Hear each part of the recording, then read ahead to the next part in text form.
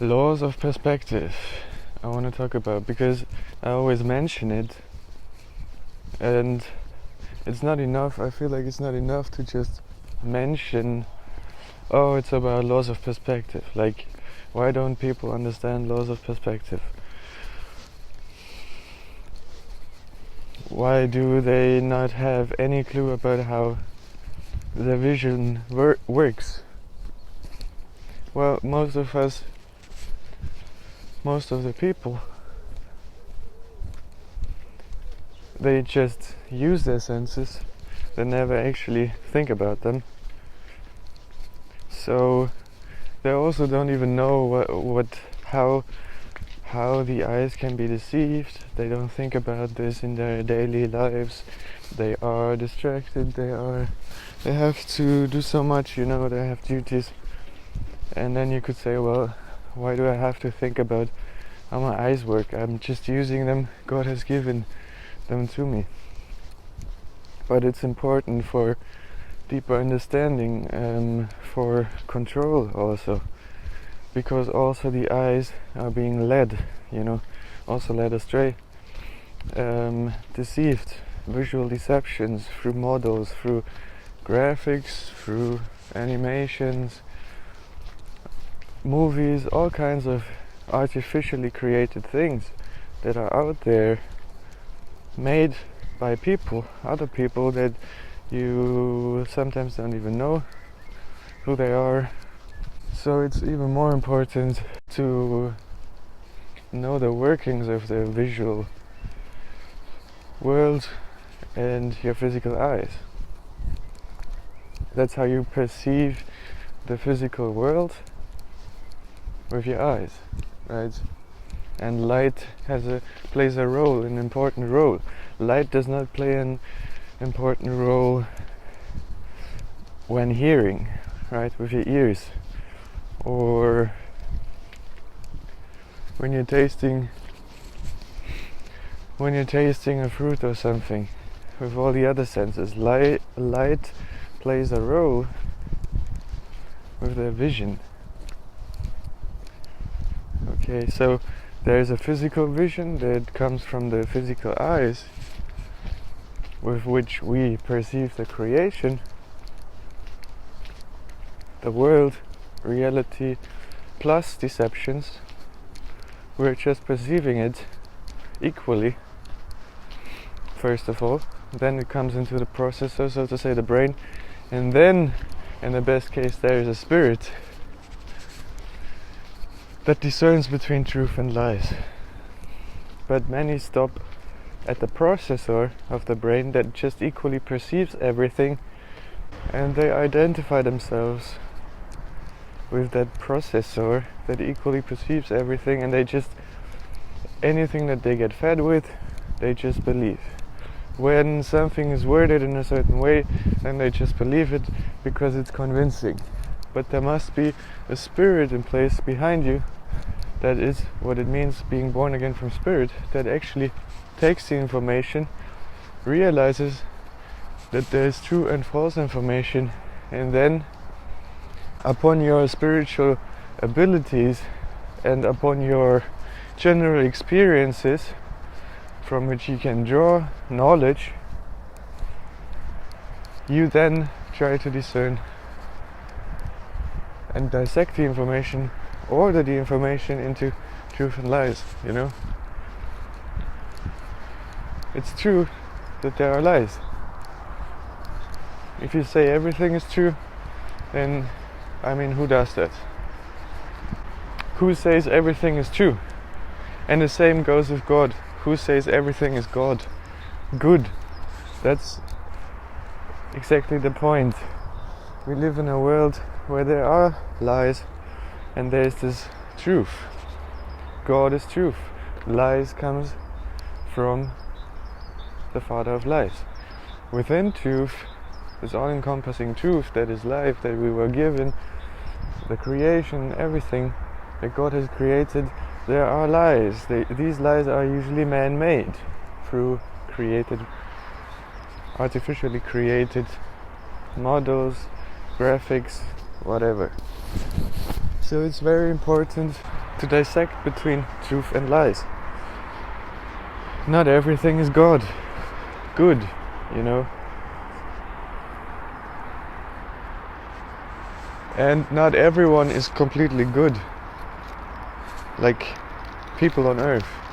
There is not a man that is completely good, otherwise he would be God himself, you know. So we all have a tendency to fall for certain fallacies in our minds. And we would spread it as maybe truthful information, but then later it comes out, okay, maybe it was still infiltrated by the father of lies a little bit. But then you can go and say, okay, I seek the truth for myself, like individually, like everyone should, and I take what is truth and I don't even bother about what is false, and I don't blame anyone, right? I just go with what I learn to be the truth, truly, right? When I can apply it, when it's not just a theory that is based upon assumptions, but it's really, you really can measure things, you know. You can really say, okay, you just measured for yourself that over long distances of water, you measure for yourself that the water level always stays the same, and you can look past a certain distance, although through mathematical calculations there should be a curvature. And then you know, right? Before that, it's all just a theory and assumption. You have to be aware of this. So, laws of perspective. Many things I figure out through spiritual work, meaning thinking, right? That's what people have to do. They have to sit down without reading any book, think about things. And then from there, whatever theory you come up with, you go out into the world and then you say, okay, what is the evidence that I can gather through books, through, like, can this theory that just came up in my mind be true, right? And then you gather these things.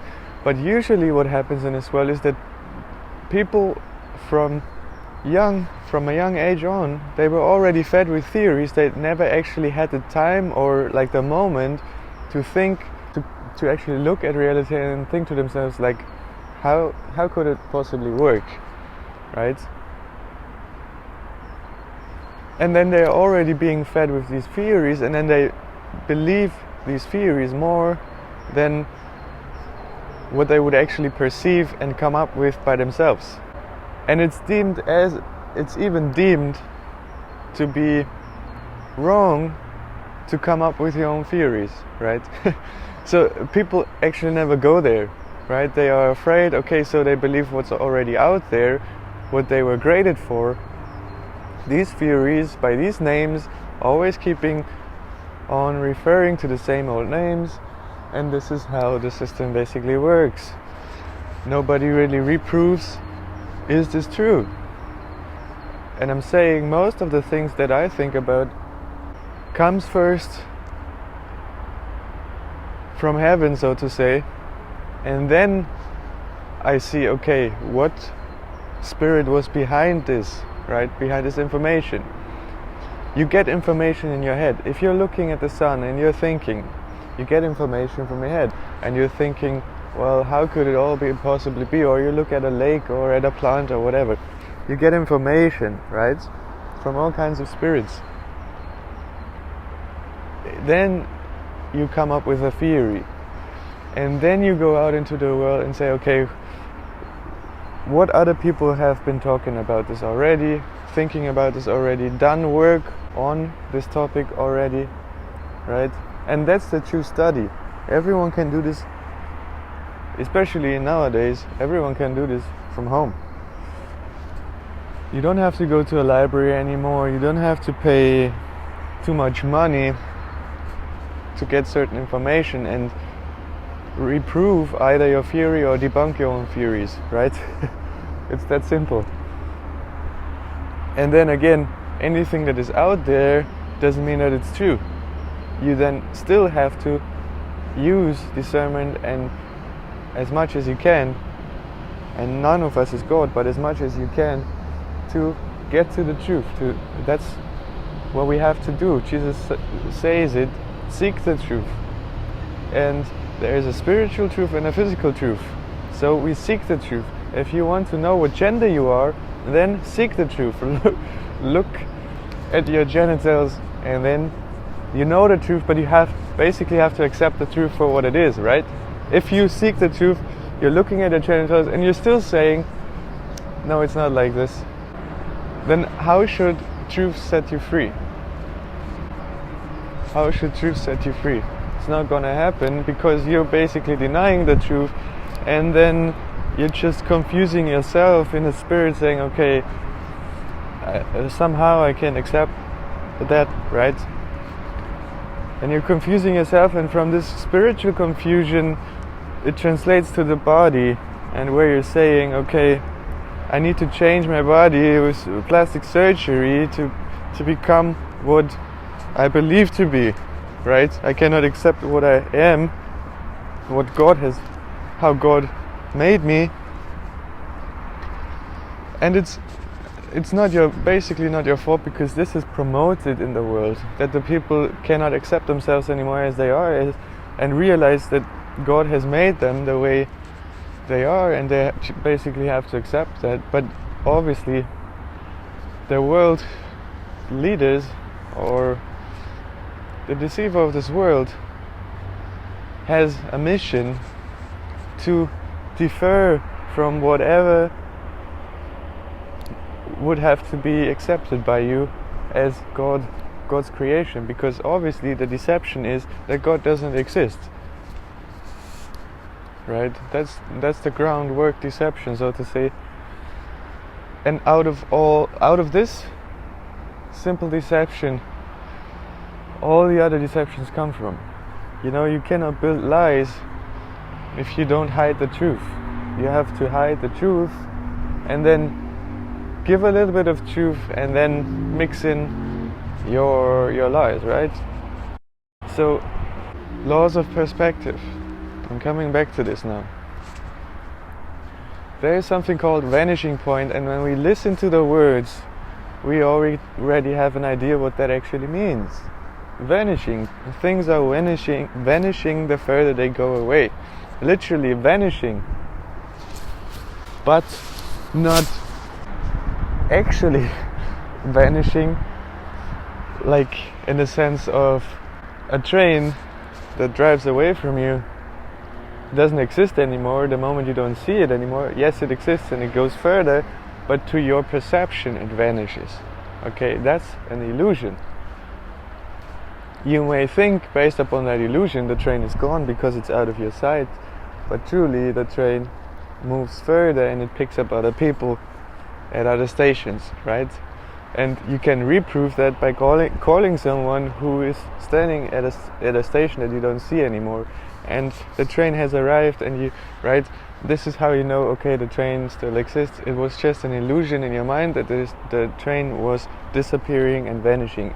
Every kid knows this, but what people don't understand is how do laws of perspective apply to the theories about shape of the earth, about is the earth flat or does it have a curvature?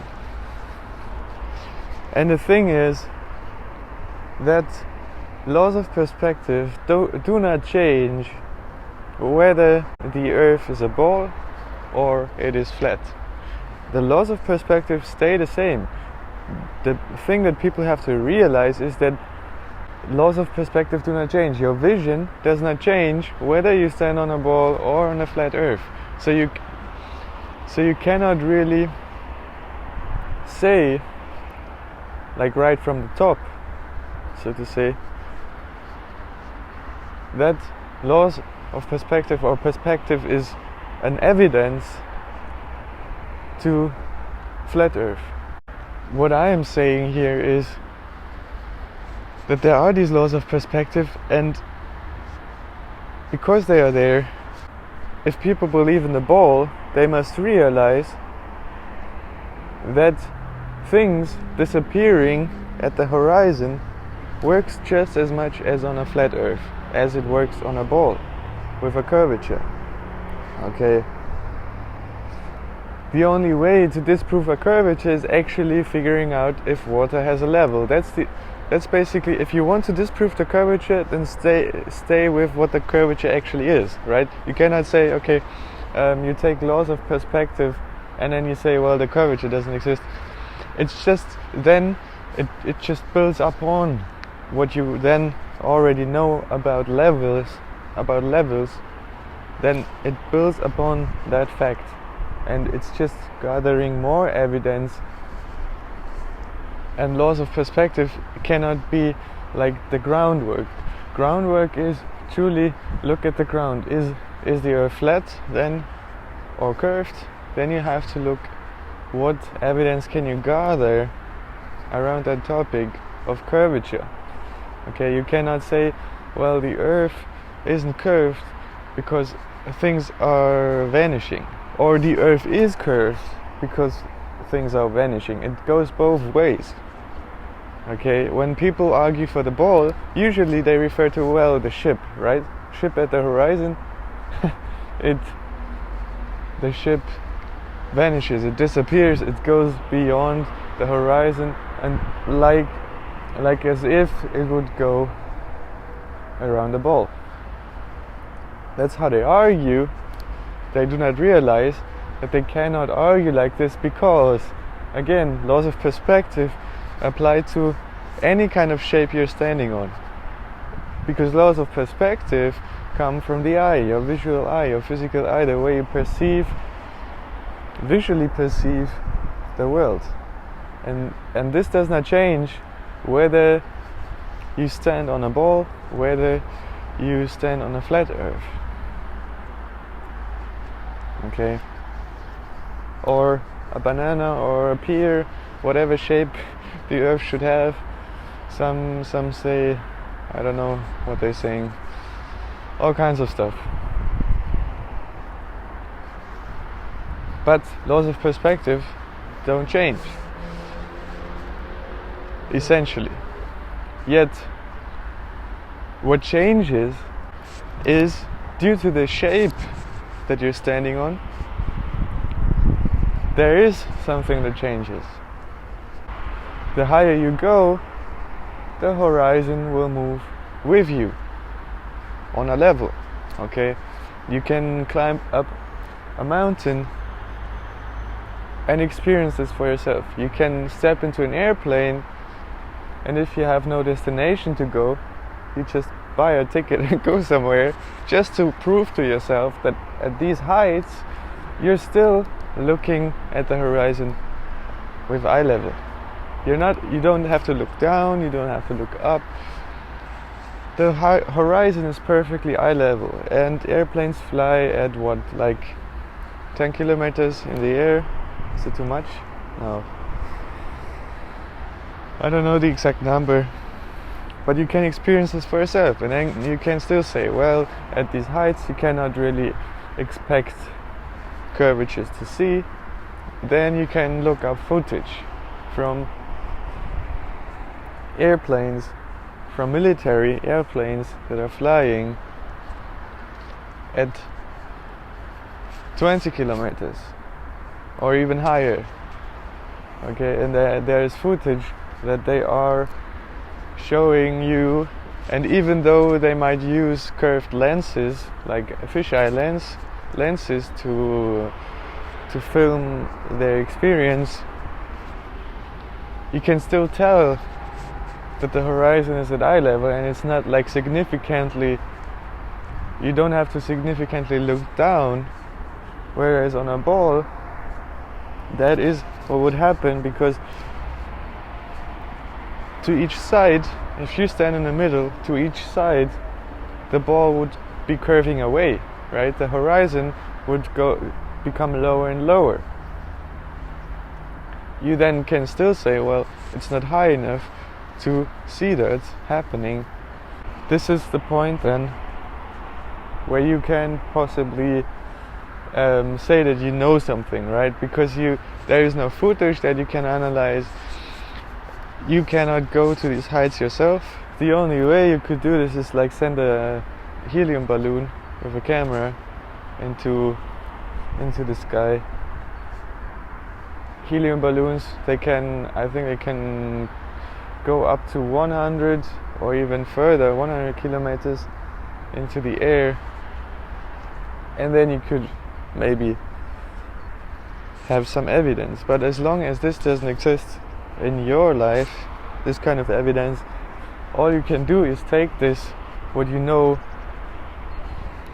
from distances, from heights, from altitudes that you know of, that you can analyze, and take this information, okay, and say, well, if you calculate, if you do the maths, then there is a curvature rate, and if you can still look like 400 kilometers at distance, you look 400 kilometers, your eyesight towards the horizon, and it's still eye level, and you must say, yeah, maybe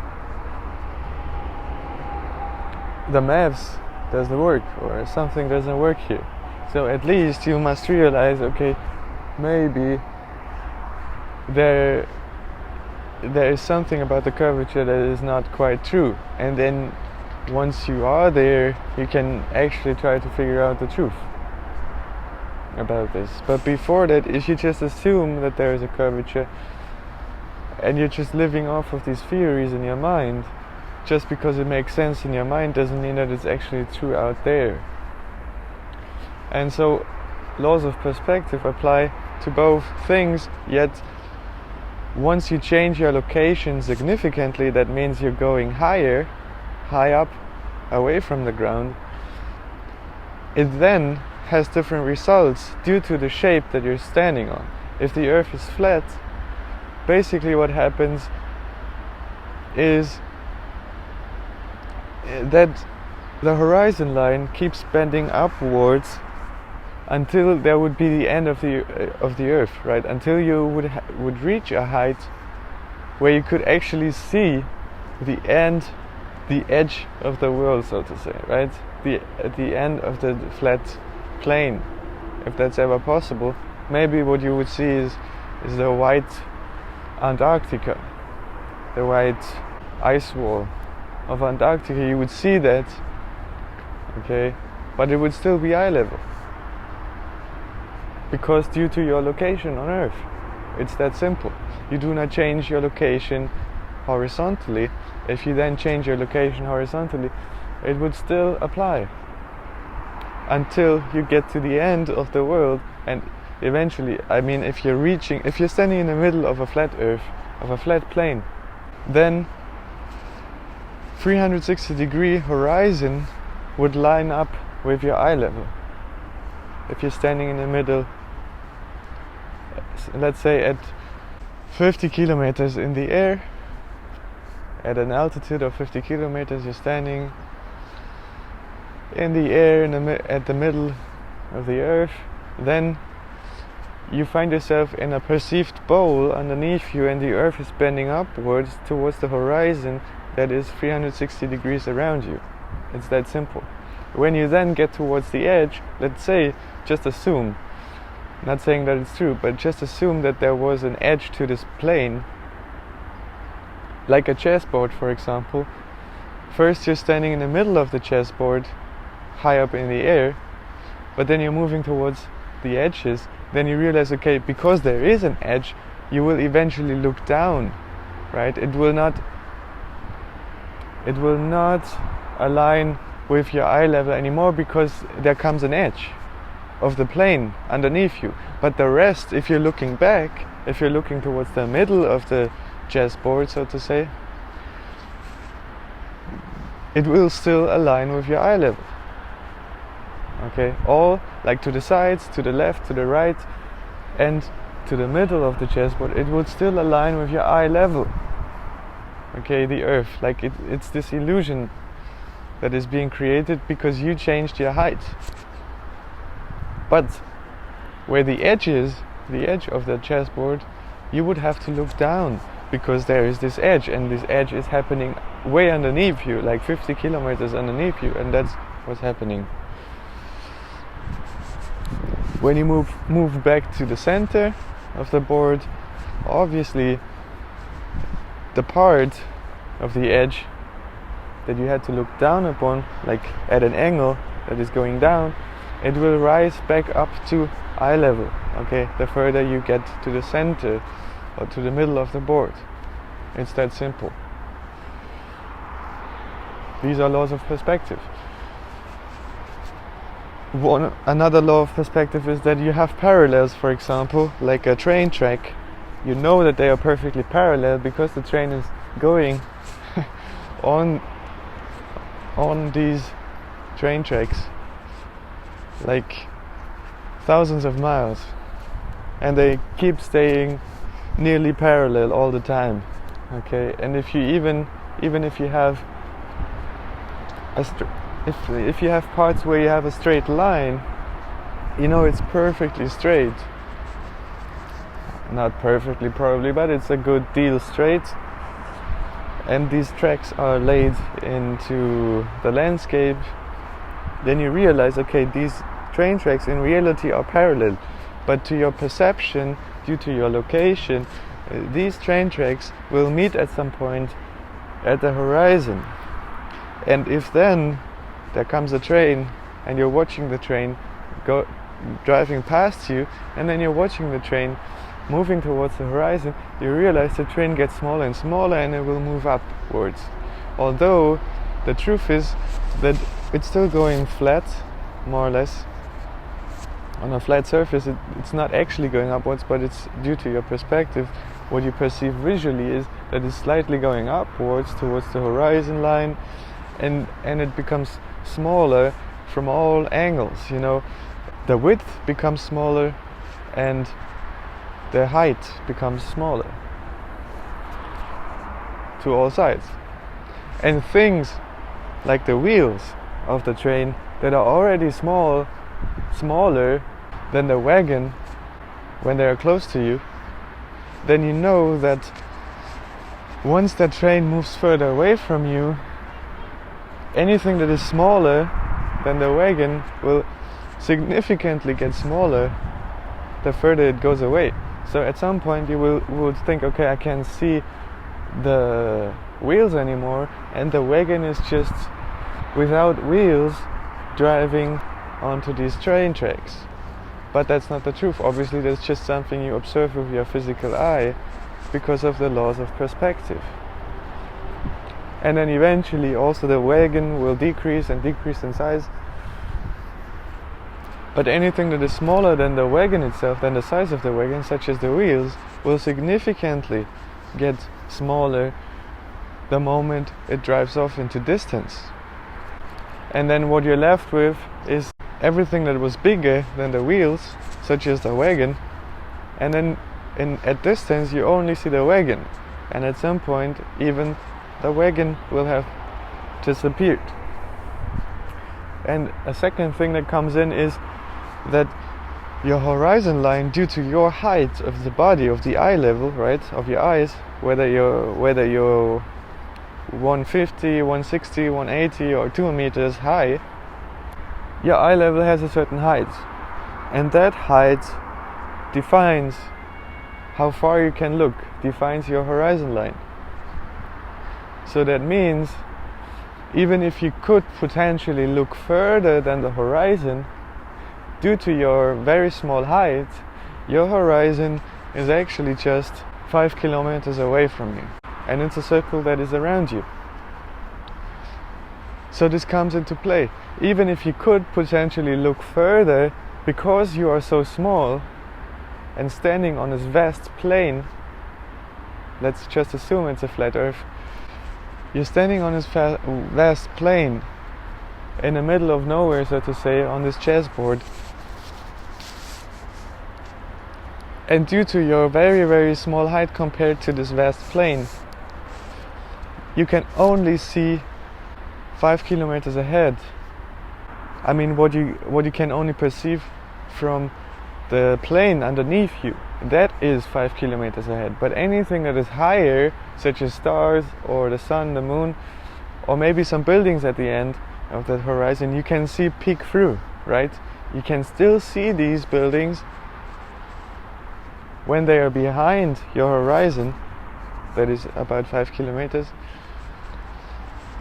And this is something that people also have to understand, that things can literally have similar size, such as the sun, but completely dive behind your horizon line, because you stand on a flat plane and you just have a height of what, not even 2 meters, so you can only look 5 kilometers ahead. But the sun, its position is like 10,000 kilometers away when you perceive the sunset. Okay, so you see, you have to put everything into relation, and you then realize that you can still see the sun and approximately the similar height of the sun, the similar size of the sun.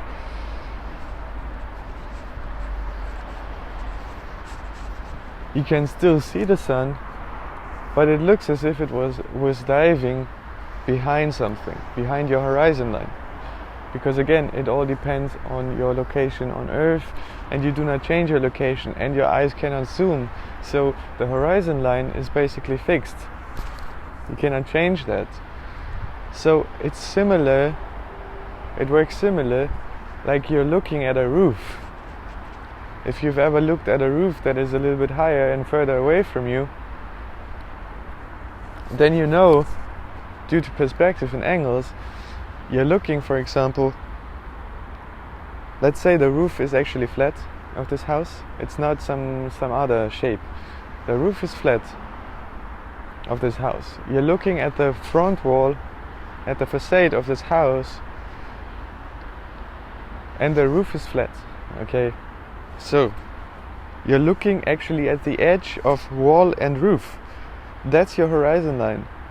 The edge of the front wall and coming together with the flat roof of this building, that's what you're looking at, right? And now place this object 5 kilometers away from you. You can still see the edge and you can still see the front wall, but you cannot see the roof. You don't have like a magical eye band in your eyes that you can look further than the edge that you're perceiving. So anything that is going away from this edge is actually moving downwards. Okay, that's because of perspective. So you realize, but because you do not change your location, and everything is bound to perspective that is going on visually, you do not change that, it will move below the edge of that roof that you are perceiving constantly, because you do not change your location, the building does not change your location, but something, just assume a bird that is sitting at the edge of this building and it's just walking peacefully towards the other edge that you don't see from this building. To the bird, it's walking on a flat plane, right? But to you, it's like disappearing behind the edge, just like the sun would disappear or set behind the horizon when it's time, okay, when it's far enough away. And so you see that it doesn't have to be a ball in order for these things to work. There does not have to be a curvature for sunsets to work, or for ships vanishing, or for trains vanishing at the horizon, while you're still seeing a good portion of that, right? When, for example, you look at a ship and it disappears at the horizon, you're still seeing a good portion. It's not like completely vanished from your eyesight. You still see a good portion of that ship, but it moves like as if it was going behind something, behind the horizon, because this is an illusion. It's like your horizon is this edge of the roof that you're looking at of a building, and anything that goes beyond that building, such as a bird, will look as if it goes behind it, and at some point you cannot see it anymore, although the size of the thing is not significantly changing anymore, right? So you still see a good portion of the chip, but it goes behind your horizon.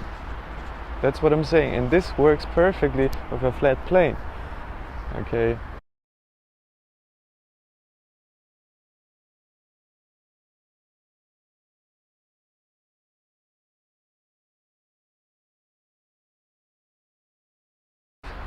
You could assume that we're living on a ball, and then there is a perceived level due to your location on that ball, and anything you perceive would look like it's flat, right? Because your perception, again, it's just a circle of 5 kilometers. So when you're standing on a ball, to you it may look flat, everything, right? So these same laws apply, but the main difference here is, and how you can actually identify then if we're truly living on a ball or truly living on a flat plane, is height. That's the key thing, how we can determine if we live on a ball or not. Because you see that the consequence, the higher you go, will be very different if we're living on a ball than if we're living on a flat plane. And I told you, just assume you're standing in the middle of a chessboard and you're going high up, high up, high up. All the edges all around you will eventually increase and stay with your eye level until you reach a point where you can actually see the edge, and you reach a height, you know, and you go beyond that height, and all of a sudden you see the chessboard for what it is, right? You see the edges and you actually have to look down. And the same goes for the ball. But with the ball it's like this. You stand, for example, in the middle of the ball and you increase your height, you increase your height, you increase your height. First of all, yes, the same thing happens. Eye level is staying the same. Everything beneath you will look like it's moving upwards, upwards, upwards to your horizon until you reach a point where the curvature must kick in, right? And you're looking, all of a sudden you go higher, you go higher, you go higher, and you see that your horizon is actually moving downwards from there, because a ball is curved, right? A ball has not edges like a chessboard. A ball is curved. So the time or the height when this happens is very different from ball to plane. That's what you have to understand. You bring a scale with you, right? You go higher, you go higher, you go higher. The point when the horizon is actually dipping again, first of all it is moving, in both cases, moving up with you, right? It's moving up with your eye level, eye level, eye level. Then you reach a height, and then you will see, okay, it's not the earth underneath is not going with your eye level anymore, but the horizon will stay with the shape of the object that you stood upon, right? And you're flying above right now. Okay. So the height will be different if we deal with a ball earth or if we deal with a flat plane. If we deal with a ball earth, the height will be lower when we witness this point when the horizon, the perceived horizon, is actually dipping and it's not matching with eye level anymore. It will be earlier than on a flat plane. On a flat plane you can go even higher and even higher until such a thing would actually occur. And it's very logical because the ball is curving away to all sides. Okay, so your height will be significantly lower the moment you experience that the horizon does not match with your eye level anymore and it's going below, right? And you actually have to look down towards the horizon at an angle. okay? But if we deal with a flat plane, then you could increase your height even more, and the horizon stays still with your eye level. If the plane is obviously vast enough, and it is vast enough, okay, then you could go very, very higher, significantly higher, and still experience the horizon line matching with your eye level. Okay. This is basically the main thing that people have to figure out. And therefore you can analyze, for example, military airplane flights.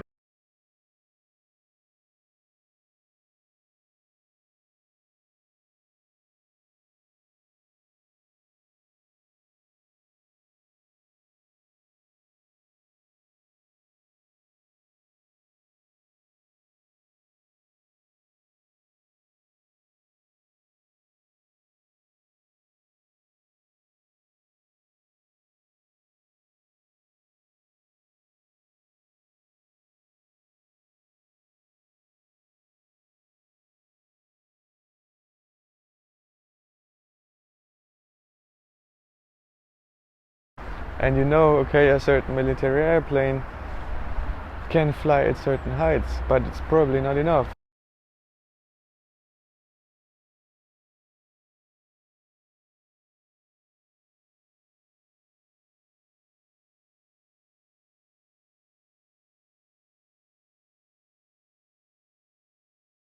Then you say, okay, you take the footage of ISS because it's 422 kilometers in the air, but then you must say, okay, they are just using fisheye lenses and they are just putting the camera at certain angles, and they just show you snippets of it. They don't show you a 360 round view, and then you got a question why they don't do this.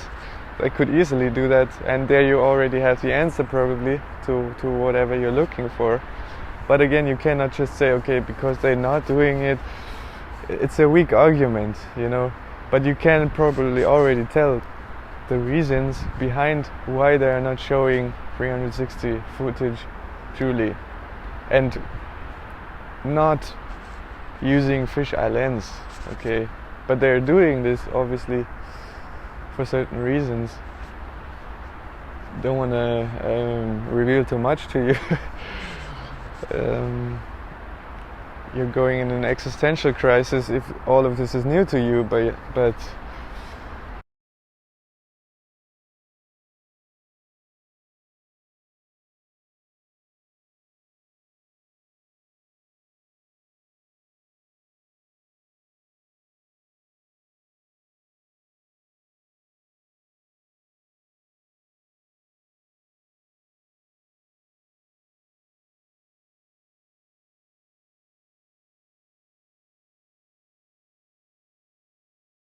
or you completely rebuke it, you know, like deny it. First phase is denial usually. When truth comes to you, first phase is denial, because you believe so much in whatever you were spoon-fed before, obviously, on a daily basis probably. If you're really interested in what NASA is doing and you followed all their streaming videos and everything, then it's very hard to make you believe otherwise. But that's just a side note. So that's here for you, laws of perspective. Understand more about your vision. The more you understand about your vision, the sooner you will be able to come out of these deceptions that are being played on your vision on purpose, right? To create this worldview, to create something that may not be the truth, okay? Because just imagine, people then ask me, why would they do it? Like they, in the sense of elite people, why would they lie to the people? Why would they deceive the people about the shape of the earth? What reasons would they have? And the answer to this is if you were a world leader and you could make the people believe in a lie, in a theory that you came up with, wouldn't that give you immense power, earthly power on earth? Because the people believe in your theory and not the truth that comes from God, right? Imagine how prideful this makes a worldly leader if they can just tell the people lies and they just suck up these lies, they just believe these lies. They are signing themselves up by spirit, by believing in these lies already to your earthly kingdom and your earthly power. It's that simple. But God is all powerful. God is truth, right? God is more powerful than earthly leaders, but earthly leaders may deceive you, may want to deceive the masses on a grand scale to make them spiritually submit to their power. It's all spiritual, okay? Even if you're thinking, oh, you're super smart, you know all about the heavens, you know all about the ball earth shape and astronomy and everything, because you believe in that lie, in that deception, ball earth, you submit yourself ultimately to the man on earth who created that theory or that model. There's a father to this model, and that father is an earthly father, right? And then you submit yourself by belief to this earthly father that probably already dead by now. Whoever came up with this theory, and many of these people are already dead. If you think about Newton, if you think about Galileo or whatever, just as there's a father to evolution, like Darwin, there's a father to this ball earth theory, and you submit yourself by belief to this earthly father. When Jesus says, call no one your father on earth, your master or your teacher, but only one is your teacher, which is the Father in heaven, because the Father is the truth. The Father has created this, and there is a physical truth and there is a spiritual truth. Okay, the Father in heaven is spiritual truth. That's the true creator of this creation. Okay, people on earth have not created this creation. They may theorize about it, they may come up with a perfect genius system that can deceive the whole world, so that the whole world believes in a physical lie that is labeled as truth.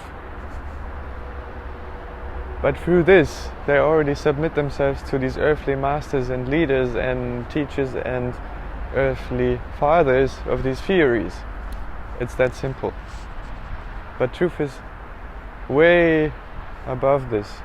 And what we have to do is come back to God, humble ourselves before God.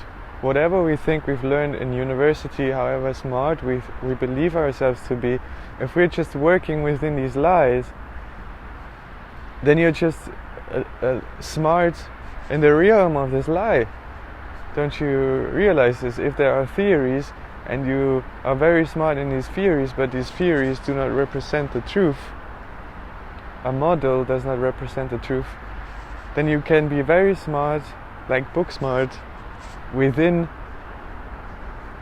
these theories, within the model, and you can know all about the model, and it could make perfectly sense to you in your brain.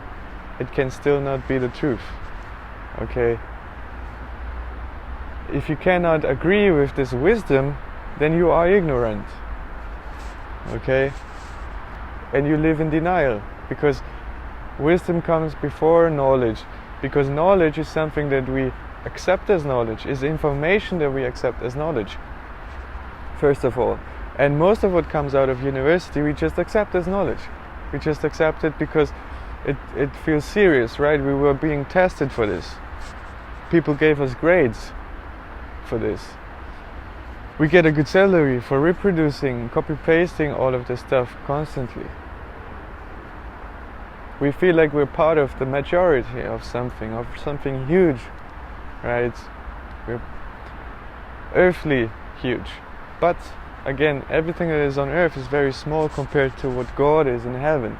God is the truth. God is the creator of this creation, and we shall team up with God. Okay, why do people settle for less? Settle for earthly theories, from earthly people? Like, why do people settle for less? If in your spirit you can right now humble yourself and call out to God, right? And rejoice with God in heaven, the Father of truth. And people such as like the Father of evolution, and how they're always titled in this world to keep reproducing the same lies, to lead people astray basically, to make them submit to this worldly system and to this world religion and cult that is run by cult leaders, and it creates culture. You know, you find yourself in a world where everyone seems to believe in the ball, and it's presented also in a way that everyone apparently believes in a ball earth, like the majority, you know, and there is this perceived majority also behind this, where then people think, okay, the majority believes in ball, so I have to believe in the ball as well. It's herding mechanism 101. There's a perceived majority maybe, although it might not even be true that the majority believes in a ball earth, but it's perceived in that way, and that is why many fall for this deception also. Okay. And the truth is also that all across the earth right now, this is being promoted, indoctrinated into people's brains, into kids' brains, through schooling, they call it education, you know, when it's actually propaganda that they put into people's minds that may not be true, because there's evidence that show differently. And obviously the moment you speak out about this, you're the stupid one, you're the fool, how can you not believe what the majority believes in, right? And again, they will just always argue out of their lies, out of this theoretic system that they were fed with, this theoretic castle that they've built up. And they will always just argue out of this model in their brains, and it makes so much sense inside their brains that they think, okay, that must be the truth, and anything that would increase their actual horizon and would get them thinking out of the box, if you consider the brain as this box, for example, make them think out of the box, they completely rebuke and deny and say, because they feel super smart, and they basically ignore anything that you bring to them. And it's like you can't even touch these people, right? Because then they feel hurt, because they emotionalized this worldview so much, they identify themselves with this worldview so much. It's actually sad. You know, they can't just let go just for a second, even just to determine, is it actually true what I believe in? No, they're already so stuck to this, stuck to the ball basically, right? Gravity makes it all possible apparently. And it's just another spiritual thing that is going on, like gravity keeps you stuck to the ball, right? That's what they tell you. So obviously in their belief system they are also stuck to this ball theory, in a sense. Okay, so you realize that there is deception out there, and information can be true or false, and most of the school book information is deemed as knowledge, and people just accept it as knowledge because they are graded for it. Who is the best at reproducing this knowledge, right? This information that is then accepted as knowledge. But wisdom is all above these things. Wisdom is with God, truth is with God.